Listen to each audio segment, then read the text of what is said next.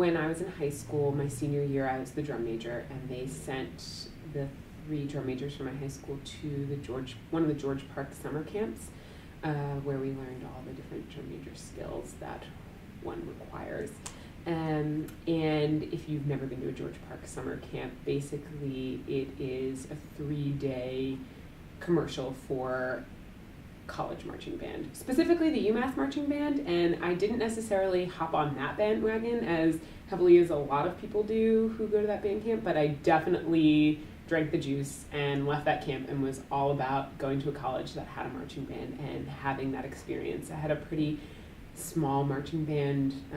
We didn't really do anything outside of 2 parades every year. We didn't even do a halftime show, so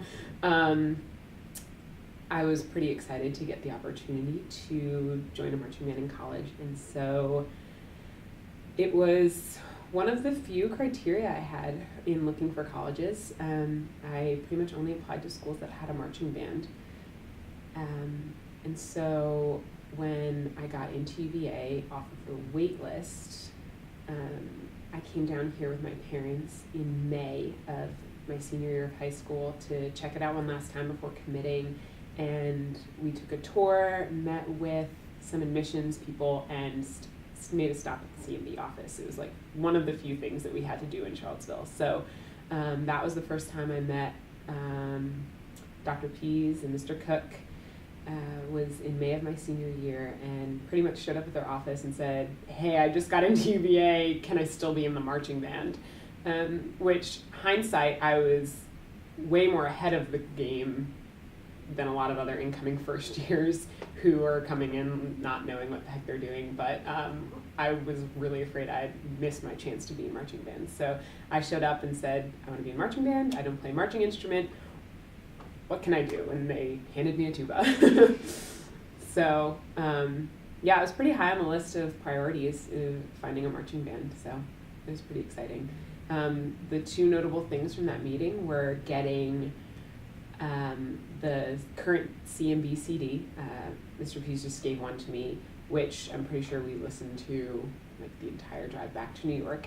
And the other kind of funny thing was in May of my senior year of high school, I told them that I had to be in a wedding the coming Thanksgiving weekend. And the response I got from Mr. Cook was something along the lines of, "That's the Virginia Tech game, so we'll have to let you know about that," which maybe sent up a few red flags for me. I remember thinking, like, what? It's 6 months away. I'm not even a student here yet. And I did end up getting to attend that wedding, but through a lot of negotiating and definitely made it clear that this was a one-time exception. Mr. Cook even told me later that after I made that comment about having to be at a wedding, after I left, there were some questions about like, do we want to let this girl into the band? Which I'm glad they did. You made the right decision. My first friend that I made at UVA at orientation was Shanna Hoare, and we met at the engineering school orientation. We sat next to each other. We sat down at computers next to each other. We were supposed to sign up for classes, and neither of us really knew. I don't think anyone in that room knew what we were doing, and we were very confused. And I think Shanna was a little lost, as she sometimes is. And finally, according to her, she'd been like trying to work up the courage to ask somebody, and finally turned to me and asked, like, "What are we supposed to be doing right now?" And I just turned to her like, I have no idea what's going on. And then she asked something about wanting to sign up for a marching band in sort of a quiet, timid voice. And I got so excited that she was signing up for marching band. I think I yelled. I was like, "Oh my gosh, you're signing up for marching band? I'm in the marching band. Okay, let me tell you everything." And of course, I somehow already knew like the rehearsal schedule and where we had to go and the name of all the directors and like everything. And this sort of just bonded us. And to this day, she's one of my best friends. She would later be my section leader, and yeah, she has just been an awesome friend. And I think that that moment of signing up for classes and a moment of confusion is probably something a lot of entering first years have, but it's this like random person that's sitting next to you that you had this moment with, but because we kind of established that we were both going to be in the marching band, even at band camp, you know, a few weeks later, we kind of knew, okay, we're friends, and now it's a lifelong friendship. I'm certain of it. So Shanna used to be able to boast, my oldest friend in Charlottesville, that she moved away this fall, which is still a big gaping hole in my life. But yeah, I definitely owe it to the marching band that I am friends with Shanna Hoare. I think my first year, most of my friends my first year were actually people from my first year dorm, and so it kind of gave me a place amongst that group of people that don't necessarily have anything else bringing them together other than we live in the same place. A lot of those people ended up being Greek, and so that was sort of their thing, and so my first year was like the girl in the marching band. So it kind of gave me a little bit of an identity, which was pretty cool. Starting my second year when I joined the mellophone section, the marching band became a much bigger source of friends for me. Some of my best friends are still people that I met in the mellophone section, and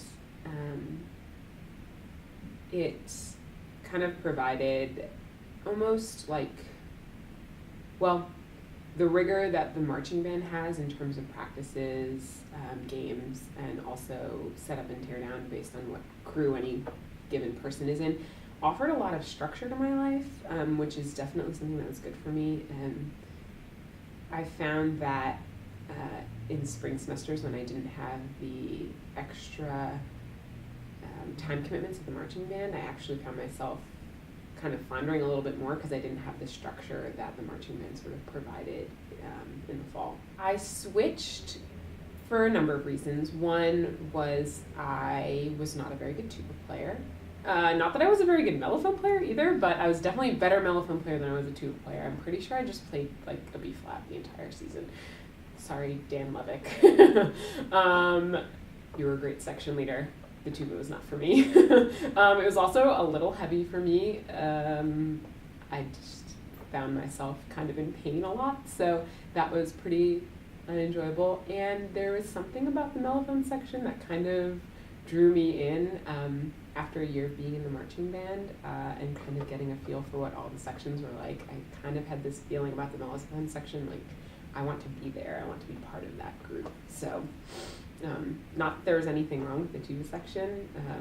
I loved all those guys in that group. That was a really fun year, but definitely I found some lifelong friends in the mellophone section. One thing that Mr. Cook really loved to make fun of me for was my ability to yell at the marching band. For most of my years in the marching band, we would go back to the forum under Oak Hill, where you would take off your uniform, and I would book it back to the forum just so I could be there to yell instructions at band members about where their pants go, where their jackets go, where their feathers go, where their hats go. And I'm sure many people thought it was incredibly obnoxious how much I yelled these instructions, but it was also unbelievable about how many people did it wrong week after week.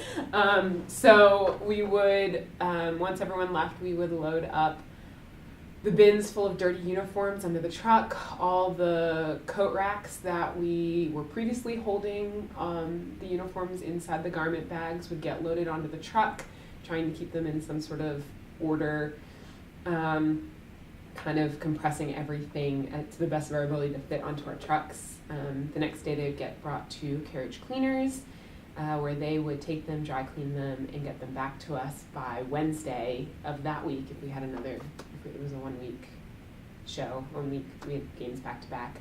By Wednesday we would get the uniforms back, all hung up but not in any order or any pattern. So uniforms crew would show up and there would just be racks and racks and racks of clean uniforms and lots of garment bags in alphabetical order. So we would take our packets and you would pick up a pair of pants and you would look at the number on the tag, look at your sheet, find that number, find that person And so it'd be Kirby Chen saxophone section, so you'd have to go find the uniform, the garment bags for the saxophones, then file through and find the ones for Kirby Chen, and then open it and hang it up, and then go and repeat that approximately 700 times for all the pants and all the jackets. So we got pretty good at it. We usually do it in about an hour once we kind of got a rhythm down.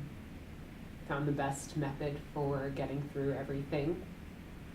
There was also the added bonus of just keeping track of hats and raincoats and people's sizes, of having extra spats and safety pins and lending things out and selling people gloves. So there are all these little moving pieces that it was a lot to keep track of, but I think Hillary and I did a lot of work to try and standardize a lot of those processes to make it not so tedious and awful as it sometimes was. I think a lot of the hard times sort of came from moments like my experience in having a wedding, telling the marching band about it 6 months ahead of time before I'm even a student at UVA, and sort of getting a roadblock put up in front of me. There was a lot of legalism in the kind of structure of the marching band that was really frustrating, I think, for a lot of us. Those moments of being 5 minutes late to practice and sort of having seemingly overly severe consequences for something that's really small. I think those kind of moments are really frustrating in the moment and were really hard. After the fact, I think any sensible person can recognize that in running a 300, 400 person organization, that you need to be pretty strict in the rules so that there's some semblance of organization and structure. But when you're kind of on the short end of that stick, it's always really frustrating. But if anything, I think it teaches us a lot of us discipline in certain areas, and a good amount of respect as well. Just sort of respecting the rules that are established and trusting that they're there for good reason. But I think there were times where the structure was challenged and said, like, do we really need to be this way? And I think sometimes those times were really frustrating. That came out of some harder times, but I think something that's really unique about the CMB is that because it's so student-led, the students really do have the opportunity and the power to change things that aren't working and make bad situations better. So the progress that happens year after year, especially being such a young organization, is really noticeable, especially in those early years, of how things institutionally are changing, which is hard to do once you have something that's really established. So being able to be part of the sort of the thick of it in the weeds as we're kind of walking through those harder, frustrating times, but knowing that we have the ability to change it and make it better is something that was a really cool, unique experience. Idzior was probably the director I spent the most time with because he oversaw uniform crew, so all those hours we put in, he was always there. And I think in the beginning there was a lot of tension because we wanted to do things our way, and he ultimately knew the better way to do it and kind of laid down the law in that regard. But yeah, I think I have a pretty deep respect for Mr. Idzior. He was someone who put in a lot of tireless hours, thankless hours that nobody saw, and I'm sure there are plenty of hours that not even any crew or any director ever saw. So he cared a lot about that organization and making it excellent. And so I think my relationship with Mr. Idzior was often a sort of my relationship with Mr. Idzior was often a sort of friendly banter, but ultimately I had a lot of respect for the way he ran things and the amount of work he put in. Mr. Cook and I had a great relationship. He I think he did a really good job of seeing me for who I really am and the value that I could add, whether that was picking up whatever instrument he put in front of me, or yelling at the marching band endlessly to put their hats on the truck. And he embraced those things about me, even though they're not the things that had the most lasting impression or change on the marching band. He sort of embraced those things that I could do, and always made me feel really valued in that way. So he made me feel really known in the marching band. And Mr. Pease is like a dad. I was never someone who got homesick very easily until I went to school and kind of discovered that college can be a sort of lonely place. And Mr. Pease has always been a sort of father-like figure who can kind of provide the comfort that being with your family can in a lot of ways. So I always really appreciated that. I always felt very looked after by Mr. Pease. He